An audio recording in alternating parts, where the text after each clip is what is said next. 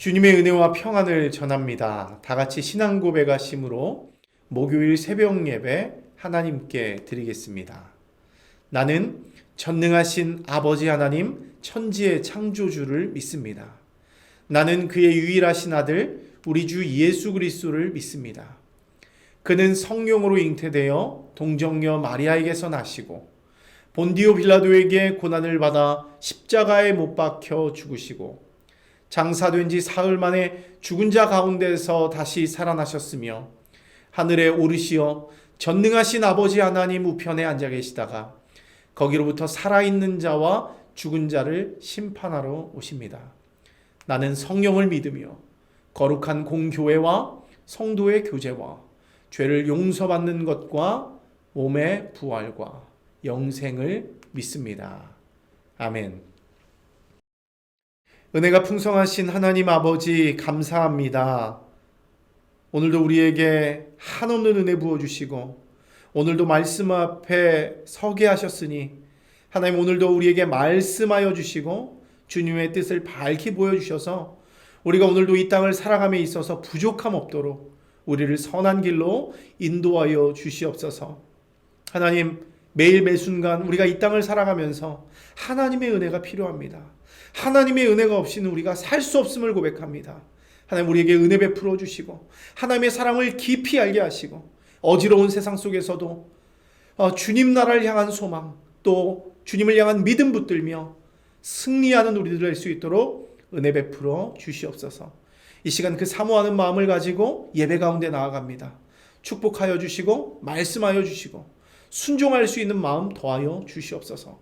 감사드리며 예수님 이름으로 기도합니다. 아멘.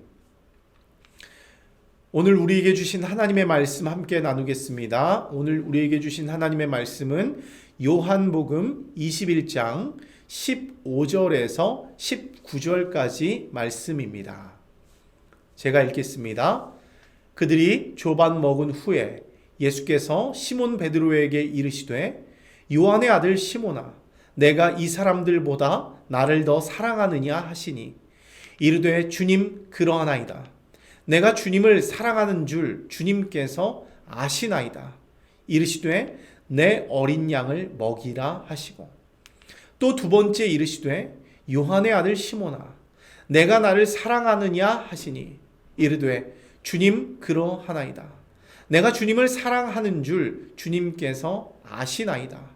이르시되 내 양을 치라 하시고 세 번째 이르시되 요한의 아들 시몬아 내가 나를 사랑하느냐 하시니 주께서 세 번째 내가 나를 사랑하느냐 하심으로 베드로가 근심하여 이르되 주님 모든 것을 아시오매 내가 주님을 사랑하는 줄을 주님께서 아시나이다. 예수께서 이르시되 내 양을 먹이라. 내가 진실로 진실로 내게 이르노니 내가 젊어서는 스스로 띠띠고 원하는 곳으로 다녔거니와 늙어서는 내 팔을 벌리리니 남이 내게 띠띠우고 원하지 아니하는 곳으로 데려가리라.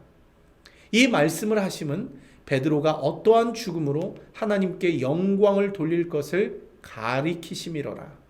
이 말씀을 하시고 베드로에게 이르시되 나를 따르라 하시니. 아멘. 이 시간 우리에게 주신 하나님의 말씀을 다시 읽고 묵상하면서 잠잠히 주님 앞에 나아가는 시간을 갖도록 하겠습니다.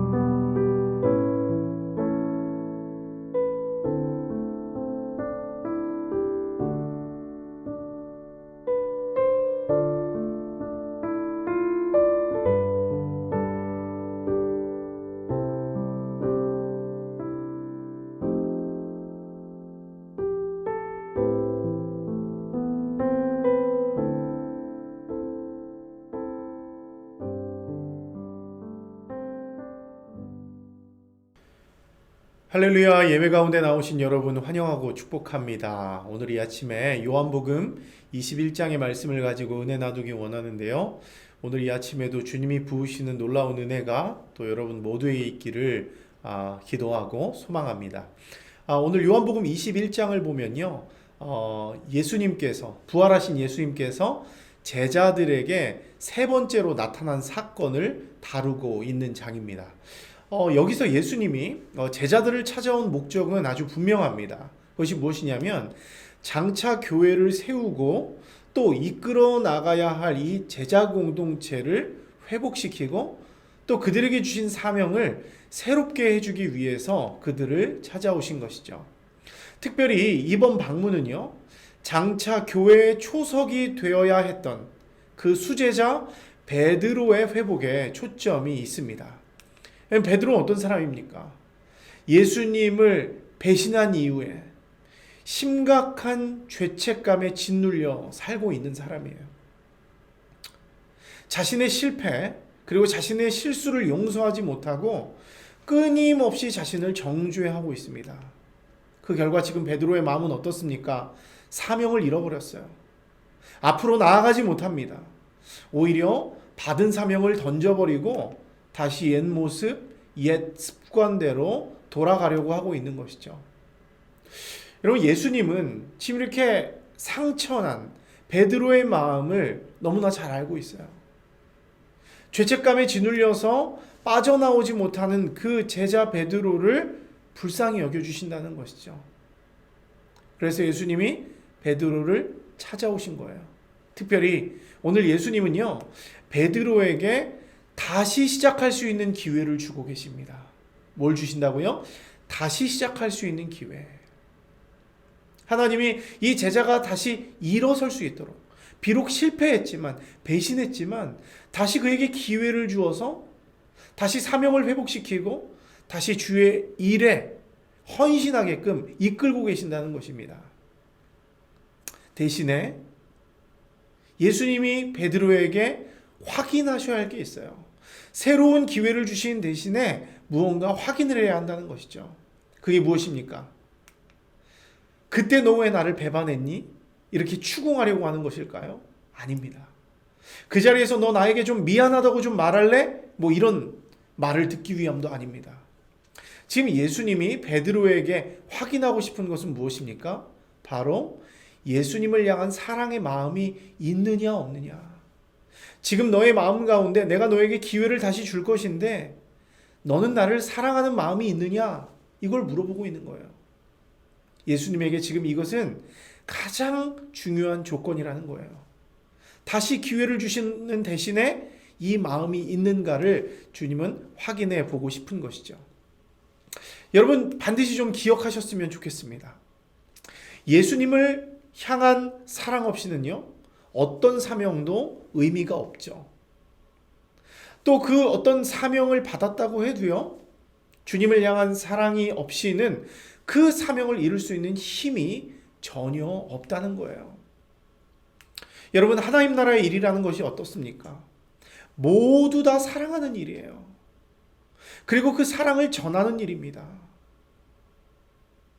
근데 그 사랑을 알지 못하고 그 사랑이 없이 어떤 사명을 감당할 수 있겠냐는 거죠. 오직 예수님을 향한 진실된 사랑만이 사명을 감당할 수 있는 유일한 힘이고요. 하나님 나라와 교회를 세우기 위한 강력한 동기부여가 된다는 거예요. 때문에 오늘 예수님은 베드로에게 그 사랑을 확인하고 싶어 합니다. 그래서 오늘 본문을 쭉 보니까 여러분 어때요? 예수님이 베드로에게 총 3번의 질문을 합니다. 다 똑같은 내용이에요. 그게 뭐죠? 여러분들이 잘 아시는 대로 요한의 아들 시몬아, 네가 나를 사랑하느냐라는 질문이에요. 요한의 아들 시몬아, 네가 나를 사랑하느냐? 여러분, 그런데 오늘 이 3번의 질문 중에서 이 첫 번째 질문을 한번 보세요. 뭐라고 말하고 있습니까? 조금 다른데요. 요한의 아들 시몬아, 내가 이 사람들보다 나를 사랑하느냐? 이렇게 물어봐요. 네가 이 사람들보다 나를 사랑하느냐? 여러분, 이 질문 어떻습니까? 베드로를 당황시킬 만한 질문이죠. 왜요? 여러분들이 잘 아는 대로 베드로가 어떤 이야기를 했습니까? 주님, 제가 여기 있는 이 사람들이 모두 주를 버릴지라도 나는 결코 주를 버리지 않겠습니다. 이렇게 호언장담했던 사람이죠. 무슨 말이에요? 여기 있는 모든 제자들이 주님을 다 버릴지라도 난 주님 안 버립니다. 이 사람들보다 내가 주님을 최고로 사랑하는 사람입니다. 이런 확신, 자신감이었습니다. 하지만 여러분, 베드로가 어떤 모습을 보였나요? 자신의 호언장담과 일치한 삶을 보였나요? 아니죠. 완전히 반대되는 행동을 했습니다. 예수님을 가장 사랑한다고 자신했던 사람이 3번이나 예수님을 배신하고 도망갔습니다. 이것은 정말 예수님에게 민망한 상황이죠. 그리고 그의 동료 제자들에게도 아주 면목이 없는 상황입니다. 근데 예수님이 오늘 베드로에게 다시 물어보는 거예요. 베드로, 너가 예전에 이 사람들보다 날 사랑한다고 했었지? 너 지금도 이 사람들보다 나를 사랑하니? 이렇게 질문하는 것입니다. 그러니까 베드로가 당황할 만도 하게 되는 것이죠. 여러분, 그런데 오늘 이 예수님의 질문은요, 베드로를 골탕 먹이거나 베드로를 당황시키기 위한 질문이 아니라는 사실입니다. 오히려 이 질문은 어떤 질문입니까? 베드로의 경솔했던 지난날의 과오를 겸손히 돌아보게 하는 거예요. 다시금 예수님에 대한 사랑을 점검하게 하는 그런 질문이라는 것입니다. 여러분, 그래서 그런지 이 질문에 대한 이 베드로의 대답은요, 이전과는 조금 달라요. 이번에는 다른 제자들과 자신을 비교하지 않습니다. 요한의 아들 시몬아, 네가 이 사람들보다 나를 사랑하느냐 물어보셨는데 그에 대한 대답이 없습니다. 단지 예수님에 대한 자신의 사랑에만 베드로가 집중해요. 그래서 베드로가 뭐라고 합니까? 오늘 본문 보십시오. 주님, 그렇습니다. 내가 주님을 사랑하는 줄 주님께서는 아십니다. 주님, 제가 주님 사랑하는 거 아시잖아요. 다른 사람과 비교할 거 없이 지금 내 마음 어떤지 아시잖아요. 누구와 비교하지 않겠습니다. 전 주님을 사랑합니다. 이렇게 대답하는 거예요. 이 대답은 어떤 대답이에요? 진실하고 겸손한 마음으로 그의 사랑을 주님 앞에 고백하되 그 평가는 주님 앞에 온전히 맡겨드리는 거예요. 왜 그렇죠? 베드로는 지난 경험을 통해서 확실히 알게 된 거예요. 내가 주님을 사랑한다고 하는 나의 사랑이, 이 인간의 죄인된 이 사랑이 얼마나 변덕스럽고 위기 앞에 얼마나 연약한 사랑인지 깊이 깨닫게 된 것이죠. 그래서 이전처럼 남과 비교하면서 우위를 점하려고 하는 그런 사랑 고백하지 않아요. 다만 두렵고 떨림으로 예수님이 질문하신 본질에 집중하면서 신중한 사랑의 고백을 주님 앞에 드리고 있는 것이죠. 여러분, 예수님은요, 그 이후에도 똑같은 질문을 2번 더 하십니다. 전체 총 3번이나 반복해서 요한의 아들 시몬아, 네가 나를 사랑하느냐? 이렇게 사랑을 확인하세요. 물어보세요. 이렇게 반복되는 질문 앞에 베드로는 또 어떻게 합니까? 당황스럽지만 그 질문에 대한 답을 진지하게 생각해 봅니다. 그러면서 베드로는 자신이 어떤 예수님을 믿고 있었는지 한번 돌아보게 되는 거예요. 자신이 호언장담하면서 내가 이 사람분들보다 주님을 사랑합니다. 이놈들이 다 주님을 버려도 난 주님을 버리지 않겠습니다 말했던 그 사랑이 어떤 사랑이었는지 한번 생각해 보게 되는 것이죠. 그런 예수님의 3번의 질문의 과정, 네가 나를 사랑하느냐, 이 3번의 질문을 거치면서 베드로는 어떻습니까? 자신의 상처난 심령이 조금씩 회복되기 시작하는 거예요. 비록 자신이 예수님을 배신했던 실패의 아픔, 그런 과거가 있지만 예수님이 던지신 3번의 질문에 대한 그 답을 생각하면서 이제는 정말 자신이 예수님을 얼마나 사랑하는지 깨닫게 됩니다. 내가 지금 드리는 주님을 사랑합니다라는 이 고백이 얼마나 중요한 고백인지, 얼마나 진실된 고백으로 드려야 하는 것인지 깨닫게 되는 것이죠. 그 마음이 확인된 다음에 내가 주님을 사랑합니다 이렇게 얘기한 거예요. 사랑하는 성도 여러분, 이런 예수님의 사랑과 예수님의 기다림 앞에요, 베드로의 본성은 어떻게 됩니까? 성급함에서 신중함으로 바뀌어 가요. 그의 믿음 역시 어떻습니까? 모래알 같은 부실함에서 다시 그의 이름과 같이 바위 같은, 반석 같은 견고함으로 바뀌어졌다는 거예요. 무엇을 통해서요? 예수님의 이 사랑의 질문, 확인 질문을 통해서 내가 주님을 얼마나 사랑하는지, 내가 지금 주님을 향한 사랑이 어떤 사랑인지 발견하면서 견고함으로 바뀌어 갔다는 것이죠. 사랑하는 성도 여러분, 저는 오늘 이 본문 말씀을 묵상하면서 예수님의 사랑이 얼마나 위대한지 발견하게 됩니다. 인간적인 눈으로 볼 때는요, 이 베드로의 행위는 용서받지 못할 행동입니다. 누구도 베드로와 같은 사람을 용서하려고 하지 않을 거예요. 하지만 오늘 예수님을 한번 보십시오. 사랑하는 제자에게 배신당한 당사자임에도 불구하고 시종일관 잠잠하세요. 끝까지 인내하고 조심하면서 베드로가 스스로 깨달을 수 있도록 사랑으로 기다려주는 분이 바로 우리 예수님이에요. 아마 대부분의 사람들 같으면 잘잘못의 이유를 꼼꼼히 따지고 눈물이 쏙 빠지도록 너 왜 그랬어? 이렇게 훈계했을 것입니다. 베드로의 사도직을 박탈하고 다시 너는 이런 임무를 감당하지 못할 사람이니, 그런 자세가 안 되어 있는 사람이, 자격 없는 사람이니 그 임무를 수행하지 못하도록 합당한 징계를 내렸을 거라고요. 이것이 세상의 방식이죠. 여러분, 그런데 사람은요, 매로 때리고 징계 내린다고 해서 변하지 않죠. 잘잘못을 따지고 훈계한다고 해서 변하는 것이 아닙니다. 그런 방법은 오히려 더 큰 반감과 역효과를 낼 뿐입니다. 우리가 잘 알듯이 사람은 웬만해서는 변하지 않는다는 거예요. 하지만 오늘 본문을 보니까 사람을 변하게 만드는 유일한 힘이 있다는 거예요. 그게 뭐죠? 바로 예수님의 사랑입니다. 아무리 돌 같은 마음을 가진 사람이라도 주님의 사랑, 주님의 무조건적인 그 사랑을 꾸준히 받으면 변하게 된다는 거예요. 아무리 악한 자라도 진실된 사랑으로 인내하고 기다려주면 언젠가는 변하게 되어 있다는 거예요. 왜 그렇습니까? 사랑은 치유하는 힘이 있고 사람을 완전히 바꾸어 놓는 힘이 있기 때문이라는 거예요.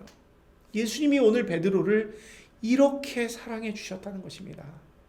결국 베드로가 어떻게 되죠? 사도행전을 보면요, 베드로가 얼마나 멋진 사람으로 변화되는지 여러분 볼 수 있습니다.